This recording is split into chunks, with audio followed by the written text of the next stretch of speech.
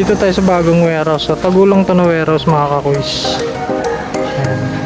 Napakatago niya lang, no. Makikita nyo to, lagpas lang siya ng ng Anabu. Sa left side siya. Tabi siya nung parang may basurahan. Ayan, sobrang mura dito, maniwala ka saan sa hindi. May bisita niya to. Sobrang daming pyesa dito ng mga motor, no. Sobrang bagsak presyo lang talaga. Meron pang ganito, hindi ko alam kung pang sniper ba to, converted. May mga genuine parts din dito, tulad ng piston. Sobrang baba nito. Tingin mamaya. Yung last time bumili kasi ako dito ng tawag niyan sealant, 50 pesos lang. Pero sa iba is nasa 100 plus or 80 ata yung piston na yung tulad nito. Sobrang baba lang talaga dito.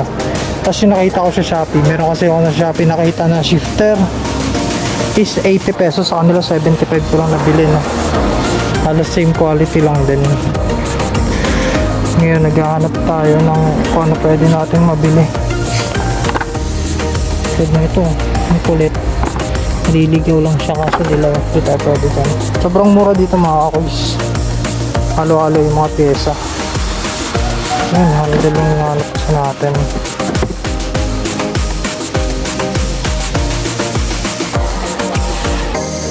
Pwede nyo ito bisitahin dito, no. Bukas na sila 24 hours 24 hours everyday lang. Sobrang daming murang pyesa dito mga kakuis. Warehouse talaga siya. Sobrang laki warehouse. Dito nga lang mabaho siya, no. Gawa na yung kabila kasi nito is pagawaan siya ng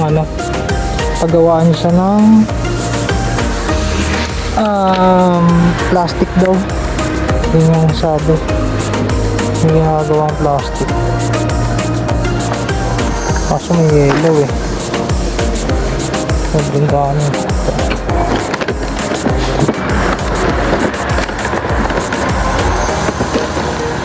Kilawin, ganda na ito.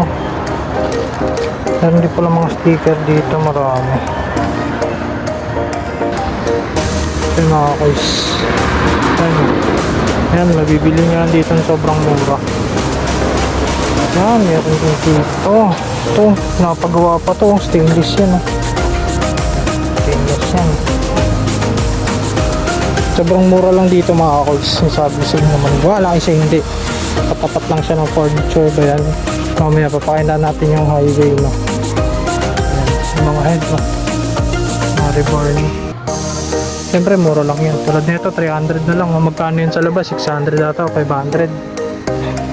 Diba? Ayan, sobrang mura. Stainless, ayan, mga peso niya. Ayan yung lugar. Ito yung location nila. Ayan, sa labas pa lang makikita nyo na yung itong pyesa nila sa labas na. Ito yung tapat nila, no, sa may Furniture Republic. Ayan, dyan yung Anabu. Ayan, sa may Jollibee na yan, Anabu na yan. Kasi ito yung sinasabi sa yung katabi niya, plastikan, no, kaya parang junk shop. Ito yung katabi niya. Kaya ang dami napapadaan dito na no, yung mga motorista. Ayan.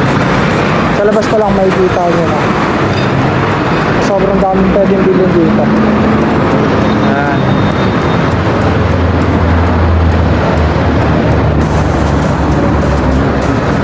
Babayaran na natin yung yung binili ko. Ito.